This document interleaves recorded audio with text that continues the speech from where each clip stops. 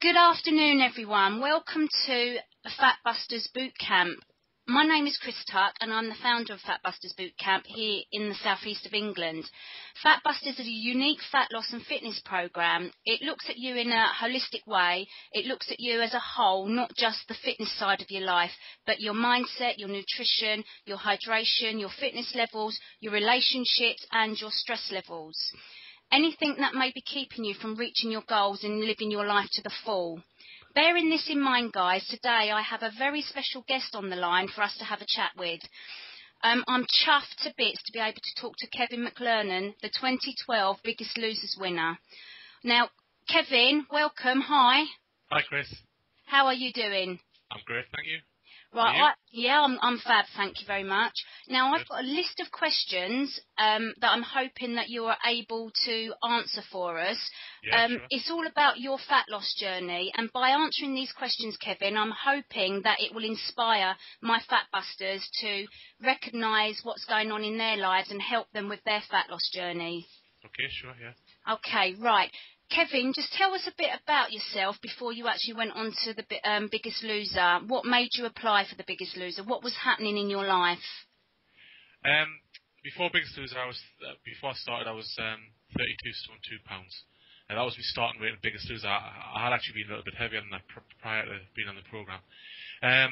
What made us go on the programme was that I knew I had to do something about my weight. I was very well aware of that over a long period of time, that my weight was going up and up and up, and I needed to get it down. And, you know, I had tried various different things. I'm not going to say I tried everything, because I don't think anybody's tried everything, but I tried various different things, and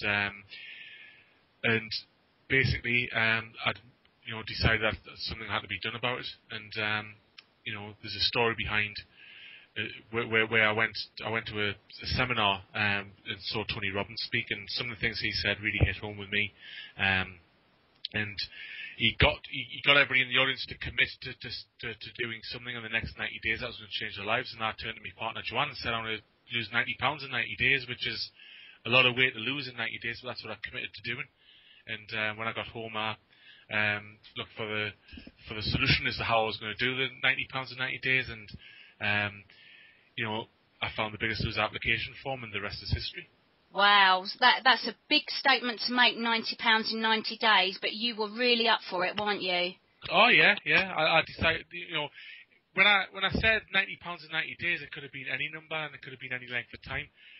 I did mean it, but then it sort of really hit home that I'd been specific and really, targeted my goal. But it was the commitment that I made to Joanne that was the thing for me, and it was her belief when she looked back at us and said, yeah, I know, I believe you can do it, I know you're going to do it.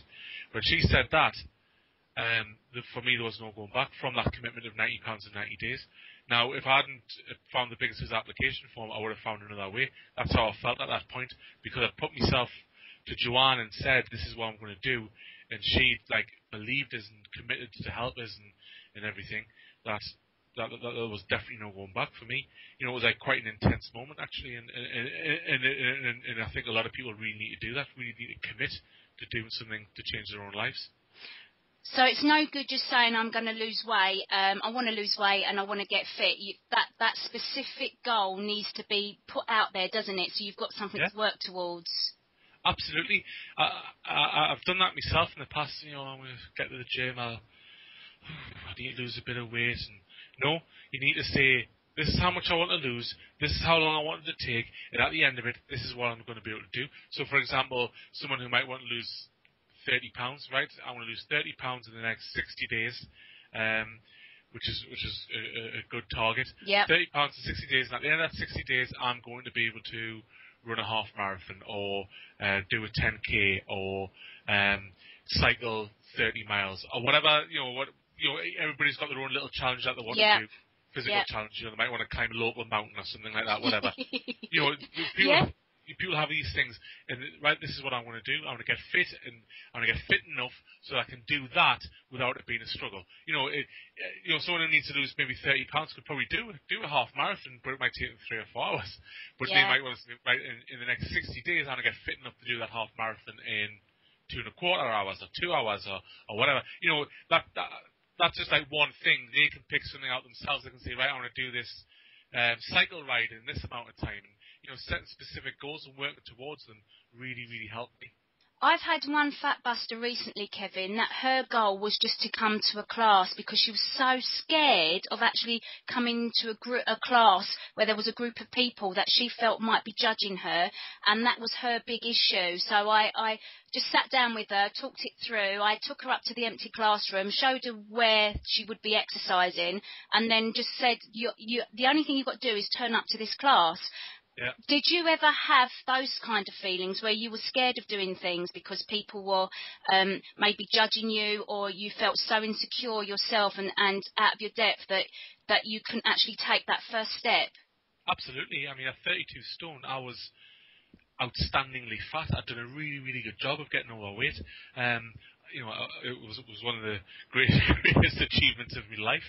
I had, really, really made a good job of it, and people would look, and I was well aware people looked at us. I've used the phrase quite a lot. I was American fat. In America, everything's bigger than what it is here. When people come back from holidays in America, they always talk about how big the meals are, and how tall the buildings are. And I was American fat. I was bigger than anybody else I'd ever met. And so I was very, very conscious of going to gyms or anything like that. But one thing I've definitely learned is that most people, and probably, in fact, I want to really nail it down here and say all people who are in the gym are too busy worried about what people are thinking about them to be worried about you. Everybody is in the same boat. You look at these ladies and gents in the gyms who are in great shape. They're all self-conscious about that. Do the abs look big in this? They've all got like their own little issues. Demons. Yeah. Everyone's the same. Oh God, look how red my face is. Look at my hair, it's a mess. Whatever. Everyone's just too busy to be concentrating looking at anybody else and poking fun at them or whatever. And even if they do, well, do you know what? What a sad life they lead. Yeah, absolutely. Sad life. that they would be in a gym or a class or wherever else and see somebody who is overweight but who's there and who's doing something. No matter what they look like, no matter how big they are, no matter how sweaty they are, how red they are, it doesn't matter because they're there and they're doing it. Yeah. And I tell you what, that overweight person who's in there needs to be commended and encouraged and, well done, good for you, because no matter what they're doing in the gym, they're certainly doing a lot more than the other overweight people who are sat at home watching the telly. Yeah, I mean, there can be skinny people, but they can be bloody unhealthy sitting on their sofa, can't they? They could be eating loads of rubbish and not looking after their health, and they're just lucky that they haven't got the weight issue to go along with it. Yeah, I know people like that personally who are as skinny as a rake, as the phrase goes. Yeah. But they eat absolute rubbish. They just eat crap constantly, and they think because they're not fat, they're not unhealthy. Yeah. That just isn't true. No, I mean, and they complain about their energy levels being bad. They might have bad skin. All sorts of problems, but because they're not, absolutely, because they've not got the weight issues, they think they're okay, and it's not really. It's all about health, I believe, at the end of the day. It is. Yeah. Okay, Kevin, I'm going to fire some questions at you from my Fat Buster clients that I have currently. Bev Appleby, she says, what was it that made you wake up one day and think, right, I'm going to lose this weight, I'm going to lose it for good, I'm going to change my lifestyle? What was there one trigger? Why was this time different to any other time? Well, like I touched on it before when we were talking. I went to this event and Tony Robbins was speaking, who's a huge motivational, inspirational speaker, and he got people to make this commitment, and my commitment was to Joanne. I could have been there by myself, like a lot of people were, and committed it to a stranger, but I was lucky that I committed to Joanne, that I was going to lose 90 pounds in 90 days, and in her belief, in her face, looking back at us, and looking at us in the eye, and I could like really, really see it in her face. Yeah, I believe you can, because Joanne, did believe that there was more to us than what I looked like outwardly. She knew I was capable of doing good things. So it was that, being there in that moment and sort of committing to that and saying to someone, this is what I'm going to do, for me, was what moved us forward. And that's what I would say that anybody needs to do, is to commit to doing it to the person that they respect and love the most, be it the husband, the parents, the friends, whoever it is. Commit to them and get their support and get them to believe that in the project and what you're going to do. Okay, so it's being accountable to somebody, yeah? Yeah, that's what got me going. There was no going back once I did that. And of course, the biggest is our experience. Once I applied for it, I just thought, right, this is what I'm going to do. I was committed to it. When I opened the application form, I told Joanne said, excellent, you're going to win. And I was like, yeah, I know. And I know that sounds like, maybe, I don't know, some people, I think it sounds cocky, but it was just like a thing where I just thought, this is it. This is my solution, and I'm going to lose loads of weight. I'll lose so much weight that I win. And that's what it was. It wasn't about winning the money or the plaudits. It was about, I knew that if I was to win that program, it would have meant that I'd lost 12, 13 stone, and that's exactly what I went and did, because I focused on that. That's what I zoned in on, and I refused to accept any other outcome. Yeah. And once I'd done that, once I decided to make that change, and once I decided that I wasn't going to let anything else get in my way, that was the turning point for me. So that made life a lot easier, because that was your main focus, your main goal, and nothing was going to get in the way of that, yeah? Yeah. And prior to that, of course, the question was what made you wake up that day? Prior to that, every single day, I'd get up and say, I should really eat properly today. I should really get some exercise. That's what my commitment to it was. Yeah. It was like, and I'd struggle to get out of bed and get down the stairs. My knees would be aching, and I'd be, it was horrendous. And that's where I was, and I was sort of like in this vicious circle, and it was just breaking that circle and finding a way to do it, and that's maybe something that people can take away, is to break their vicious circle. They could maybe say, right, I'm going to commit to doing something, I'm going to do it, and just get on with it. But you realised, obviously, that this was going to be a long-term goal of yours, and it was going to be a life-changing way, because of all the emotions that you associated with being overweight and not, having achy knees, people staring at you. Your self-confidence was low. I don't know, it might not have been, but loads of people that I speak to, their self-confidence is low. It is a massive mindset shift, but it has to be done if you want to make yourself feel like you're living life and not just existing in this life. Yeah, true. Yeah. Okay. It is just about changing the way you think, because a lot of people think about losing weight and exercising as being a bit of a bind, a bit of a pain. Yeah. You've got to change that, because it's not. It's great. Yeah. What more can I say? I feel absolutely outstanding. I've still got weight to lose, but I feel great compared to how I felt when I was 32 stone. I've said this numerous times before. It was an existence. At 32 stone, I existed. Yeah. Okay. I didn't live. Because some people can feel like that, not even at 32 stone, they can feel like that just if they're 1 stone overweight. If they're outside their comfort zone, where they feel good, everything just falls apart for them. So absolutely. They can take everything that you're saying, they can take and implement themselves. They've just got to be accountable to someone, have that support network, and just focus on them, and don't let anybody sabotage them. Absolutely. That's the thing. At 32 stone, I had, 18 stone to lose. Somebody might have 18 pounds to lose or 8 pounds to lose. Yeah. And for them, that is their 18 stone. That is their big thing. And that's whatever your thing is, whatever your weight is, or you might have someone who needs to lose a few pounds to get into absolutely outstanding shape, and they might be struggling to do that. And that's that does happen with people. Whatever it is, you can apply the same principles, the same idea of committing to it and just focusing on that and not allowing anybody to sabotage you. Yeah, absolutely. Right, a lady called Jan Spencer, she's part of my Achilles heel, actually, because she always questions everything that I do. She says, how could you let yourself get big in the first place, Kevin? What made you get to the size of 32 stone in the first place?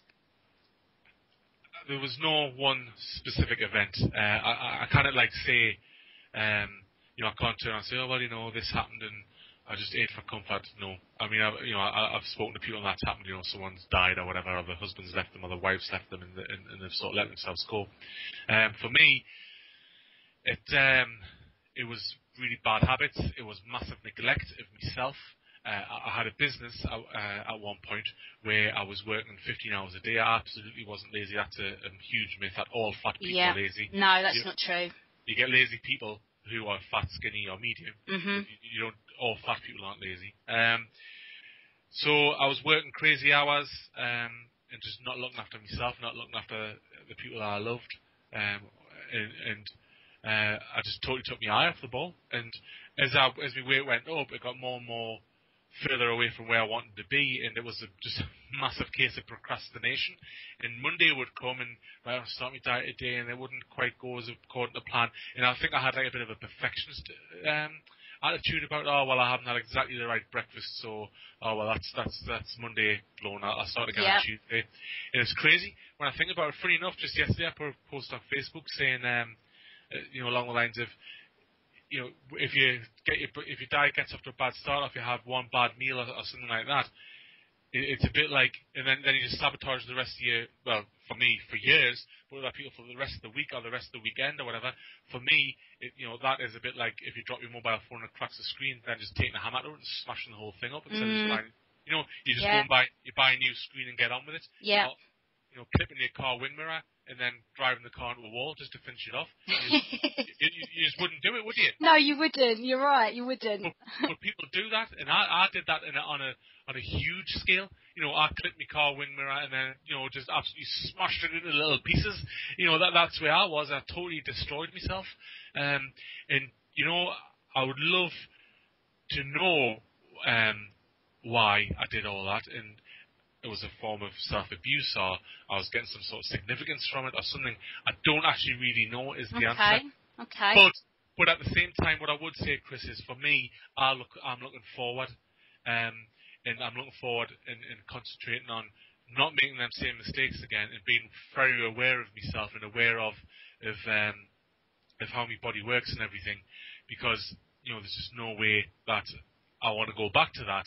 And so I'll just not make the same mistakes again. I've got my priorities right, basically, now.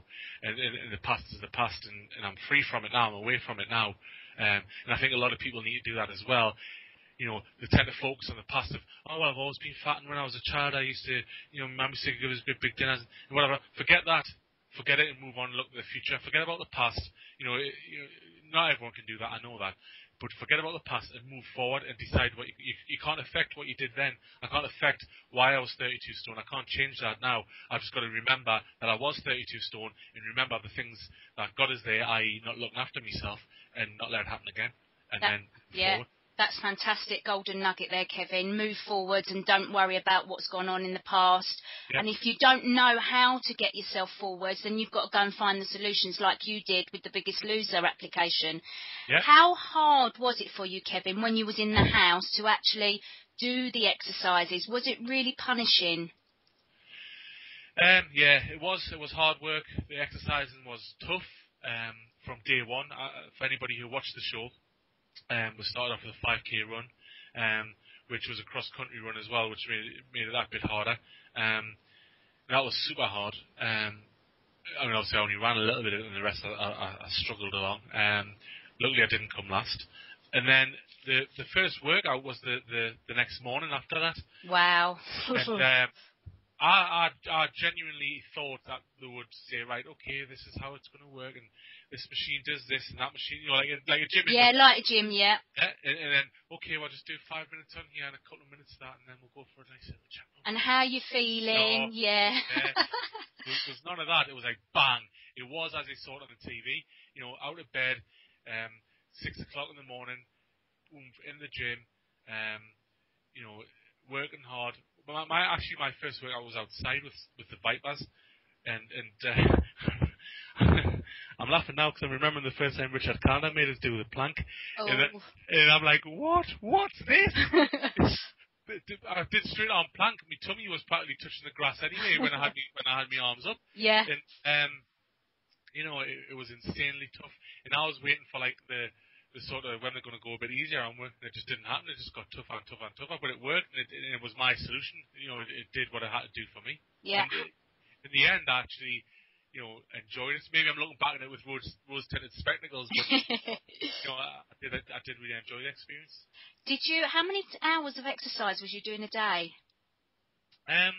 Most days it will be up to 5 hours. Wow, very intense, yeah.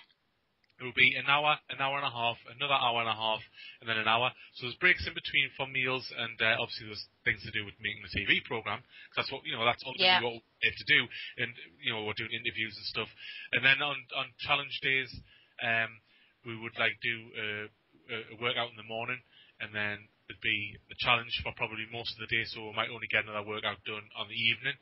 And then on weigh-in days, we do the workout in the morning, and then it was only really in the last 3 weeks, I think it was, that we started doing a workout after the weigh-in, because when there was more people there was more, doing the elimination and doing the weigh-ins and everything like that, took a lot longer. And as there was less people there was more time, so they said, right, well, do we work out in the weigh-in day morning and the weigh-in day night as well. Okay, wow. So, it was basically most days 5 hours a day. Wow. And most people, even when they're on boot camps like the one that I run, they do 45 minutes 3 times a week. I mean, that is going to help them, but it's not going to help them get the results that you got because of the intensity and the time that you were putting into your training. So I'm suggesting that people work out every day, maybe, but their results will take longer, but that's fine because most of the guys I work with haven't got the opportunity that you did have, but then they haven't got so much weight to lose as you did. And I think you were saying to me last time that if you lost 2 pounds a week, it would have been very disheartening for you. You needed the big losses in order to keep you going and keep inspired. That's right, isn't it? Yeah.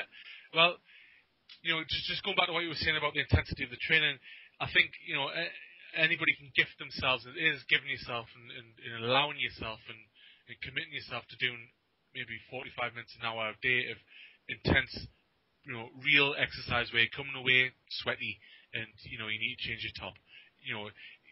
That's when it's going to be really working. Please correct us if I'm wrong. But I think an hour a day isn't too much to ask of anybody, and I think you can get outstanding results by doing an hour a day, 6 days a week, and eating right and being more mobile in general. You hear it all the time from people like doctors and health professionals in inverted commas. Say, take the stairs instead of the lift, and it's true. Walk to the shop. There's a shop maybe 300 meters from my house. I used to drive there. Oh no, you didn't. Yeah. Oh yeah. Yeah. Okay. I can only not see the shop because of the road bends. That's how close it is. It's about maybe 300 or 400 meters away, and I used to drive there and drive back. Now, obviously, I'll be lying if I said I've never driven there again, but I do usually walk there. If I'm in a hurry, I'll nip up in the car and nip back. If the dog's going mad for a dinner or something. Moving more as well as doing some exercise and working out properly 6 times a week, anybody can get outstanding results. But for me, the £2 a week thing just wasn't going to work. Now, if someone needs to lose 10 pounds, that means that they're going to get to where they want within 5 weeks, and that's great. Yeah. I believe that you can lose a minimum of £2 a week. I don't think anyone should be disheartened with anything less than that. No. But truthfully, hand on heart, I think if you're exercising and you're eating properly as your instructor or your trainer or whoever has told you to eat, and you're eating clean and healthy and not blowing it on a weekend like a lot of people do, there's no reason why you shouldn't be losing more than £2 a week. Absolutely. For most people. But like you said, for me, at 32 stone, and the doctor was saying as well, you can lose £2 a week, and that's fine, and I'll take my hat off to anybody who manages to get from 30-odd stone down to a healthy weight at £2 a week. It takes years. It takes years of commitment. For me, again, it sort of goes back to the question that I was asked before about how I allowed myself to get so big. As I was going up in size as well, I was thinking, I can't do this at £2 a week. At 21 stone, 23 stone, 25 stone, 27 stone. I need £2 a week. And it was putting us off. Rather than just getting it by the scruff of the neck and actually doing something, I'm getting mad with myself now. Rather than just taking the bull by the horns and getting on with doing something to move it in the right direction, I was just doing things to move it in the wrong direction. And that's the thing. If somebody can lose £2 a week, it's £2 off, not £2 on. Yeah. So really, you can count that as £4, can't you? Yeah. And you're moving in the right direction. So whatever you're doing, as long as it's coming off. But if you want big results and quick fat loss, personally, and I know I can get shut down in flames for saying this, I think you can lose more than 2 pounds a week Yeah. and stay healthy. I feel great. I've recently had some blood tests done and everything's fine. Brilliant. Blood pressure's fine. My heart rate's like almost athletic. My resting heart rate, and I'd lost a lot of weight fast, so I don't feel I've damaged myself in any way. And so you can do it fast if you commit yourself and do it. Yeah. And I think it's fine to do it as well. Good, brilliant. Debbie Marsh, another lady of mine, says, what is your biggest fear since you have lost the weight? Are you scared you will relapse? What motivates you to carry on? I'm not scared that I'm going to relapse. I feel that when I was 32 stone, it was like sort of, I was being taught a lesson by, God, the universe, or whatever, that I sort of like want to share with other people about being that weight, and I would never ever go back, because I want to be able to help and educate people and show them that they don't have to be the way they are. And I think I've sort of been given a privileged position of having been on Biggest Loser, and so like it's got us a bit of a small profile where people might listen to us a bit more than somebody else if I talk about it. Yeah. So I feel I've been gifted this awesome opportunity, and there's just no way that in my head I would accept going back to where I was. Fear. I haven't really got a fear of anything regarding. Obviously, I'm scared of things. Scared of heights. But, it's crazy, but I am. With regards to being scared of going back, certainly that has crossed my mind. But then it's like been like a fleeting thought, because for me, again, the question's maybe been asked by somebody who has got a fear that if they lose weight, that they'll go back. Yeah, it is. Yeah. Yeah, and that's maybe holding her back. And I think sometimes I hear these things from people. Oh, well, I'm worried that if I lose weight, I'll just put it all back on. Well, to lose weight and deal with that, deal with that then.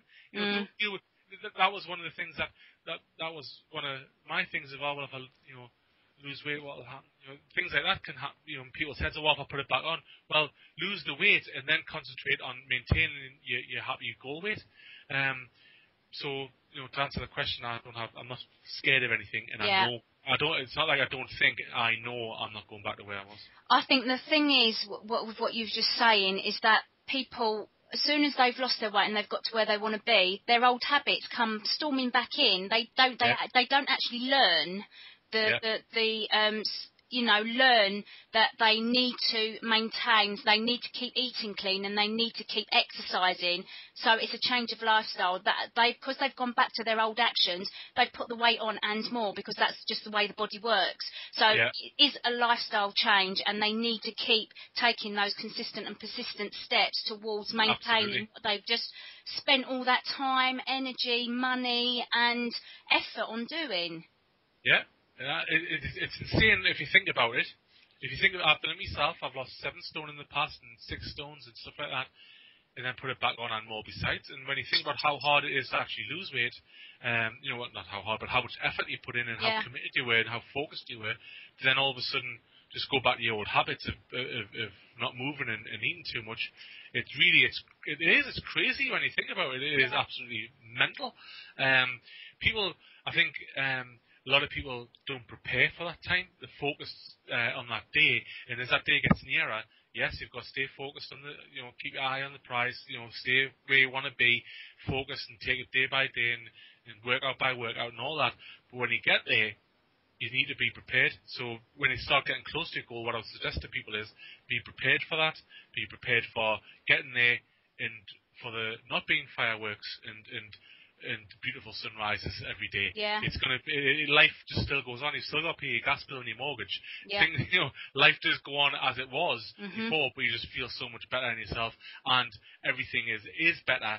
But be prepared that you're going to face the same challenges.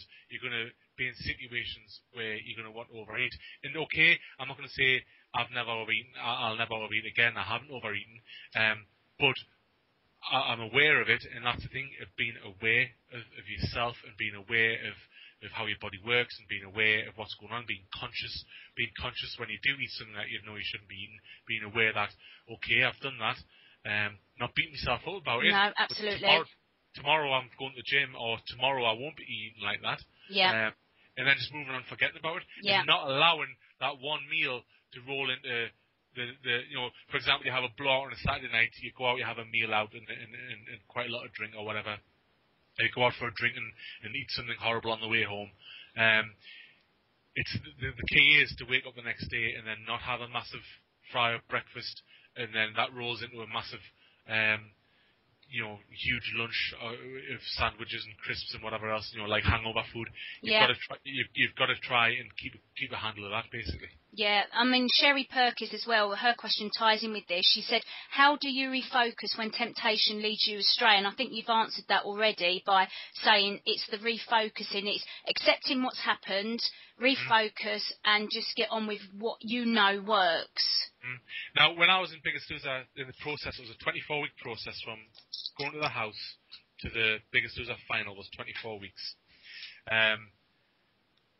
It was actually 2 days less than 24 weeks, so we'll call it 24 weeks. Yeah. In that time, I lost 12 stone, 12 pounds, and the reason why I lost so much weight is because I was totally focused. I didn't at all move from the diet that I was doing, the food I was eating, not even on Christmas Day, which I wouldn't expect anybody else to be doing that because, I was in a TV competition, I was on TV, and I was totally in the zone and focused on that. Other people in that 24-week period would have had parties that they had to go to where, they might have wanted to have something to eat or a meal out for the birthday, or indeed Christmas dinner was, or Christmas and stuff like that was there. And I would expect people to sort of, go by the wayside there for a day maybe or a meal, but then you just got to get back on it. I didn't at all during my 24-week period, but since then I have. I'm not going to lie, of course. Yeah, no. I'm only human. Yeah.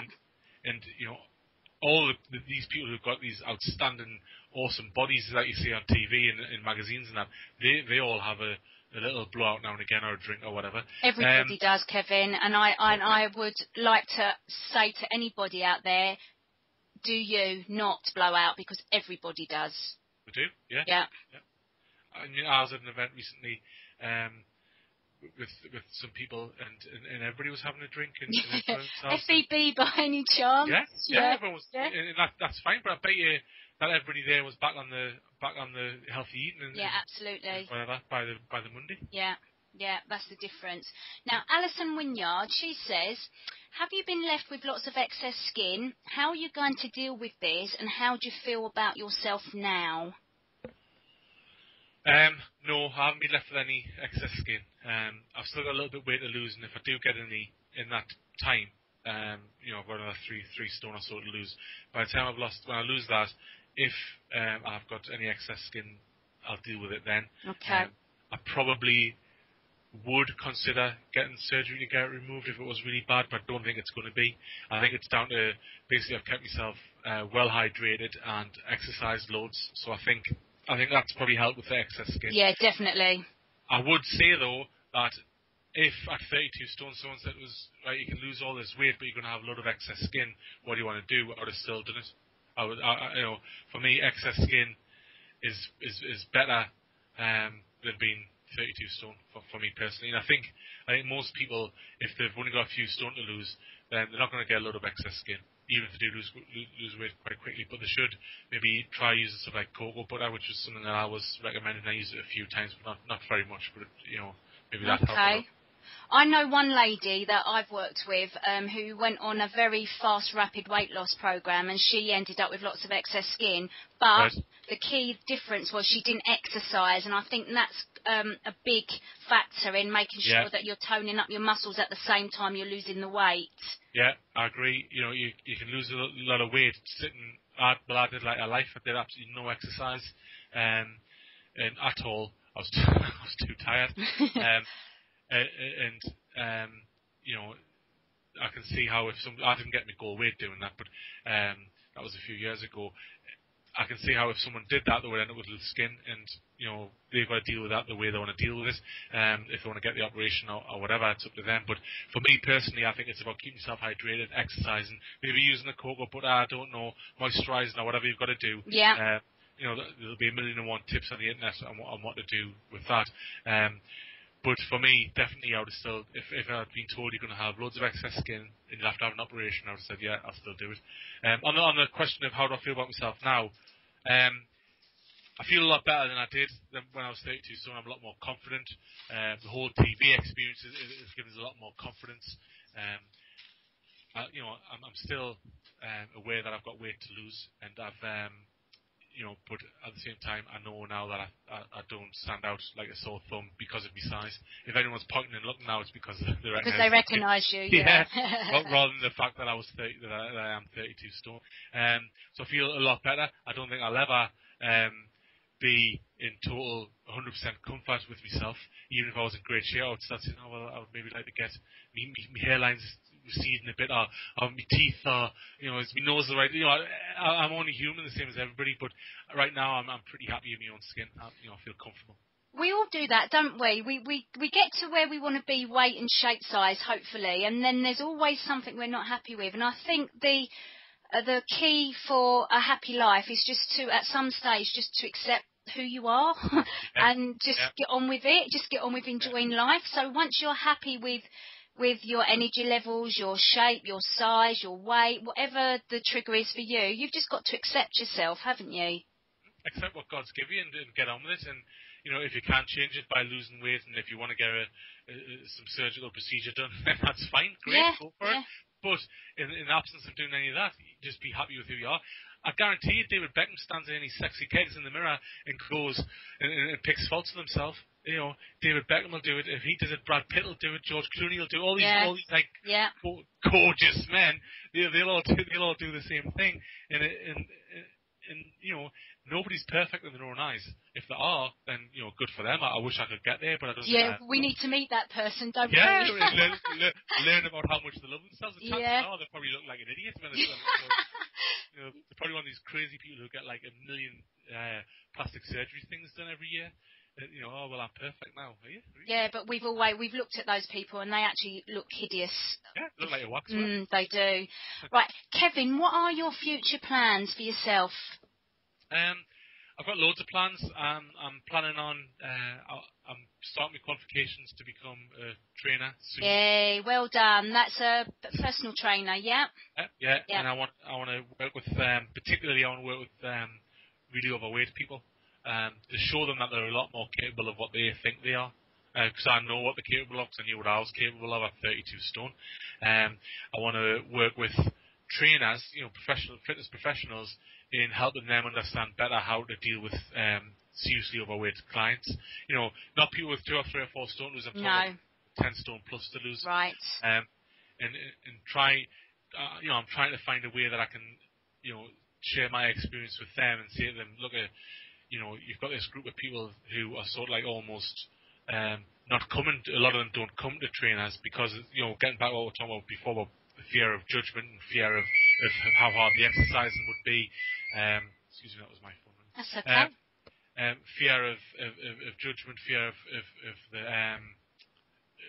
how hard the exercise would be, and I think people need to know that they're capable of a lot more than what they actually think they are themselves, and I think people are capable a lot more than what trainers think they are. So I'm working on some sort of like ideas that I can do that, and also some online stuff that I would like to do maybe in the distant future, helping people. And in the short term, I'm doing some seminars with Katie Bull-McCook, who won PT of the year. She's an outstanding trainer, and we're going around. We're doing some seminars. We're doing one in Wolverhampton on the 1st of July. Okay. If anybody wants to come along, the tickets are at katiebulmer.com/tour, or find them on my Facebook. My Facebook is Kevin.Mclernon, which is McLernon, or my website is kevinmclernon.com, McLernon, and my Twitter is @KevinMcLernon.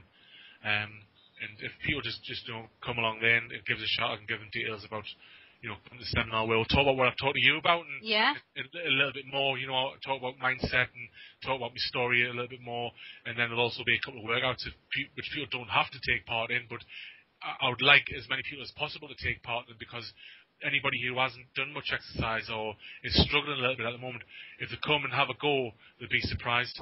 And again, everybody else there will be feeling self-conscious and not wanting to do it. But, it's just about pushing yourself out of that comfort zone and giving it a good go. And it might, for some people, and I hope it is, it might just be that little catalyst of change where they come and go, hey, I really enjoyed that workout. And I've taken this information away.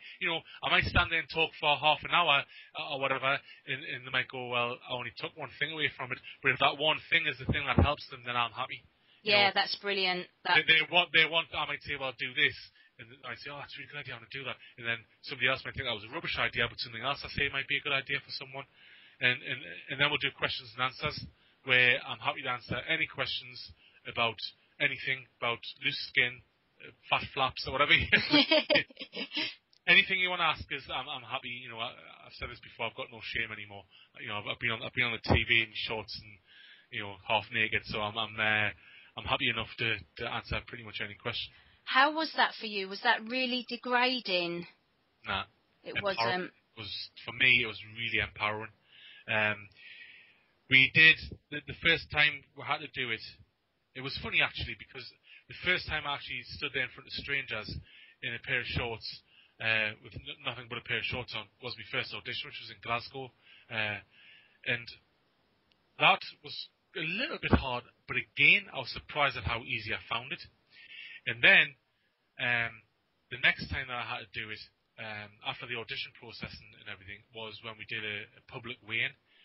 We got weighed in Sunderland, in the city centre. We had to stand there on the scales with all the cameras on me, and about 30 family and friends and strangers, and, there's a few people shouting a bit of abuse and that. And so that was like a bit of a bear baiting thing. And I stood there and made my commitment again. I am going to do this. I'll never go back.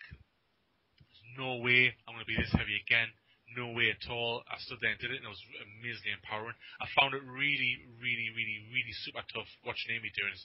I'm getting emotional now thinking about it, because it was really hard to watch her doing it, because I knew I don't think she found it degrading. She just found it really, really hard. I found it hard, but I was able to sort of like go to a place in my head where I just like did it, and I knew it would be over with. A bit like pulling the plaster off, or when you're waxing your legs. Not that I do that, but you know what I mean. Yeah. So, just like, get it done, and it's done. But it was really hard for her, and it was really hard to watch. And then, as time went on, it was like a case of when we're doing filming, and they were like, I was like, there's Davina McCall saying, Kevin, it's your turn to go on the scales, and I turned straight off. I don't know. And to be honest with you, after a while, I just didn't even think about it. And by the time I was finished in the house, it was like I say, liberating as well. It was like empowering and liberating. By the time we were finished, I'd walk, they say, from my room in the house down the laundry to get me clean t-shirts with no t-shirt on, and not think anything of it, and see the crew now, lads, and to think nothing of it. Yeah. Oh, so wow. I think things like that are how you make it yourself. Yeah. I think a lot of people, if I suddenly went out into Sunderland today and said, right, get your top off, stand on there and tell us what your weight, it would, probably disturb them for life. Yeah. It's about preparing yourself for stuff like that and just taking it as it is. And for me, I accepted it as part of that process that I had to go through. I had to do this. If I said I'm not doing it, it would have said, you're not coming. Yeah. So that was it was a boulder, it was a barrier in my way, which I just swept aside and just like a steam train, boosh, and just kept going. Yeah, and I think that's what it is, isn't it? It's removing every barrier you possibly can to get you to where you need to go. Yeah, because that's the thing with the barriers that we're talking about as well. They're just mental. They're just in your head. Yeah.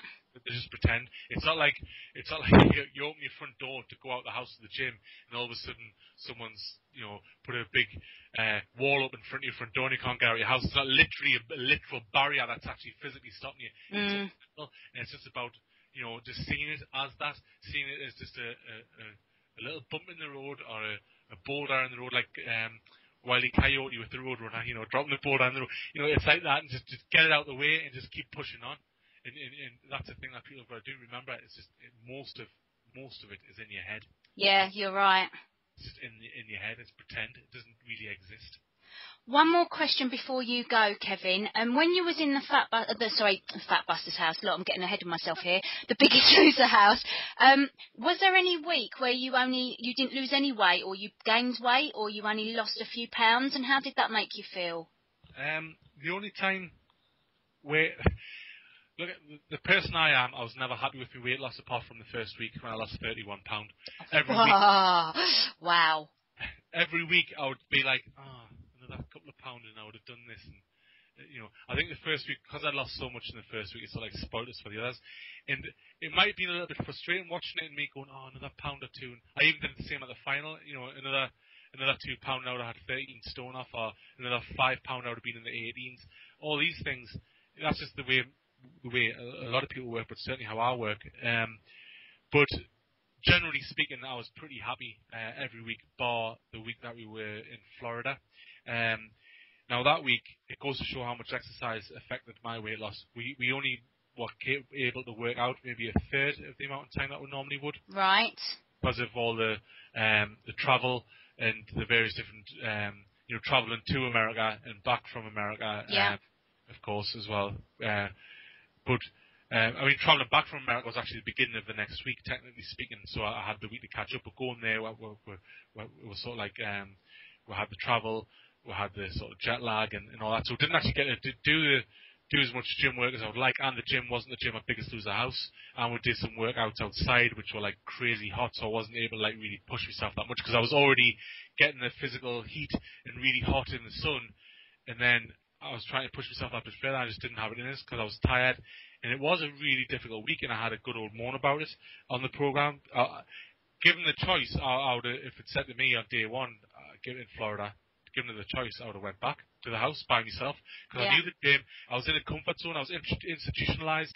I was there. I was in my comfort zone, which I know I've talked about pushing outside the comfort zone. But when you're in that situation where you just want to lose weight every week and stay in the game and stay in the house, it was important for us to know where I was and know when I was going to be working out. And I was cooking my own food back in the Biggest Loser House. I wasn't when we were in Florida. So altogether, for me, it was just like a bit of a rough experience that week, which, again, some people dream of going on holiday to Florida. It wasn't a holiday. There was no holiday aspect to it at all, apart from the fact that on the night time we could go in the swimming pool. So I lost 4 pounds that week, which at home, in a normal situation, if I'd been, losing a bit of weight and going to the gym a few times a week and I'd lost 4 pounds, awesome weight loss, brilliant. But in Biggest Loser, being as I was at that point still in the late 20 stones, about 27 stone, 4 pounds just wasn't good enough. As it happens, it turned out that it was because it was me and Paula that was still in the blue team then. We didn't go below the yellow line, but that was a really disappointing week, and it sort of really set us off my target as well, because I had at that point sort of set myself a target of losing 100 pounds in the 8 weeks. I lost 93, but that week knocked us off a little bit. Okay. Come see, come sa. But then you got back on track. Yeah. Well, once I got back to the house, I could work out 4 times a day again. I was able to eat the food that I'd cooked, so I knew what was going on with it, and everything was fine. The following week, I lost 11 pound, and then in the last week, I lost 10 pound. And it's funny talking to you about Florida. I feel my shoulder sort of thinking, it was really hot. But then I think, well, it's all right. It wasn't last week. It was weeks ago, and I still won. So it's yeah. I still lost my weight, and so it's all right. But that was a tough week, and seeing that number £4 was rough for me. But that was taking you out of your new daily routine, and that's a lot of people when they do any kind of program with a personal trainer or they do a boot camp or whatever, and then they're on their own. That's when they find it difficult. And you just sort of like said that's what you found difficult. So when you actually left the house, I know you was doing a long time on your own before the actual program aired, the final. But how has it been since? What have you done since to make sure that your life is easier and it's not like a replication of Florida? Right. Florida, the whole thing is like it's a totally fake environment of what you're going to be doing in real life. And what I've done since, when you say the replica of Florida, my life now, what I've done since Biggest Loser finished, which since we did the final and everything like that, basically I've just done what I've been talking about just there before, whereby if I have gone out, I have allowed myself to have a couple of drinks I'm not a big drinker anyway. I have allowed myself to eat things I would never, ever, ever have went anywhere near in my 24-week Biggest Loser experience. But I've just made sure that I haven't allowed it to go on for days on end and then weeks and months, which is what I've done in the past. I've had a couple of holidays and a few weekends away. It's been quite a relaxing time. I had some time off the gym because I physically needed it. I had a shoulder injury and a couple of other little niggles that I needed to sort of like rest up, and so I had a little bit of time off there, and that was great. It did us a world of good, and now I'm training hard, but I'm just staying focused on where I want to be. I've still got work to do. It's sort of like for me, I'm sort of 80% there, and I think, well, why give up now? Why just either stay where I am or go back? It just doesn't even enter in my head. Good. I'm just pushing on. I mean, this afternoon, oddly enough, it's at 6 o'clock at night for some reason. I'm doing the Bladen race, which is it's near enough 10k. It's a really old, famous race in Newcastle. It's very traditional. I think it's 150th year. It's celebrating the 150th anniversary since the first one, and that's tonight at 6 o'clock. And I'm doing things like that to sort of keep myself focused and keep myself training and giving us things to do. And also, I'm going to be raising a bit of money for charity as well. So excellent. Everyone's a winner. Yeah. Yeah. So basically, what we've talked about through this whole interview, Kevin, is just focus, eat clean, exercise, and keep going. Yeah, but it's getting that focus. I know that's people say, well, how do I get that focus? Yeah. People often message us and ask us for motivation. Motivation is almost a temporary emotion, I suppose. You need to be inspired by something or somebody that you respect or know and love, and then you need to commit.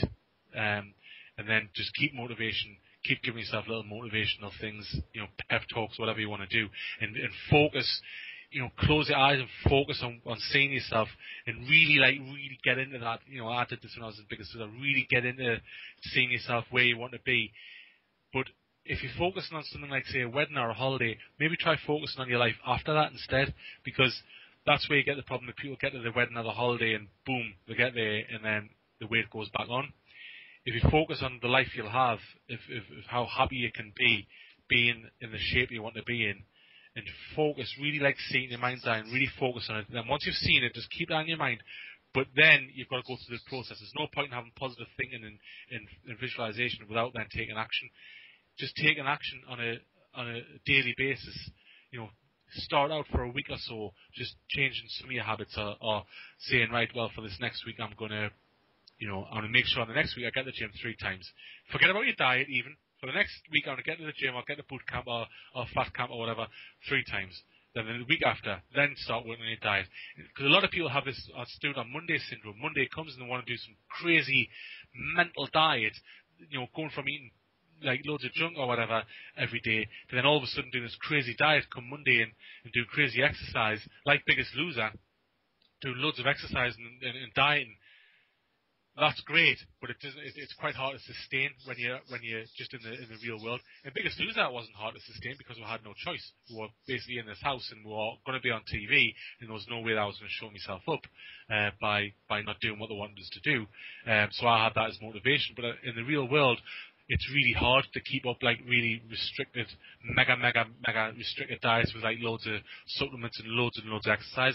I think for really overweight people, it's about just taking it a step at a time, but being focused on what they need to be focused on at the end, keeping an eye on the prize, but then sort of see yourself months in advance or whenever it is, then come back to where you are now and decide what you're going to do now. Literally when they finish listening to me talk and gibbering on, what they're going to do next to move themselves in the right direction. Yeah, that's absolutely fantastic advice, Kevin. Look, I want to thank you very much because this is the second time you've sat down with me to do this because of my technical skills. I want you to wish you all the best for tonight's run. Thanks. Cheers. And wish you all the best for the future. You've inspired me, Kevin, just to treat my overweight clients differently, if nothing else, so that's fantastic. So just thank you very much for your time, and I want to wish you all the best for the future. So cheers, thank Chris, you. Thank you. All right. Cheers, okay. Speak to you soon, Kevin. See you again. Bye now. Bye. Bye.